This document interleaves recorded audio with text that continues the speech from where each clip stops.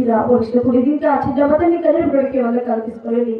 ఒక చెట్టు 7 మంది బావగానే చూసుకొని ఒక చెట్టు వల్ల దాటిందట ఆ చిన్నబతల్ని. అయినా ఒక గులాబీ ఒకటిది ఇది కదిలిపుట్టుడికి వల్ల కాలు తీసుకొని మనకు భోజనాలు తీసుకొని వచ్చింది.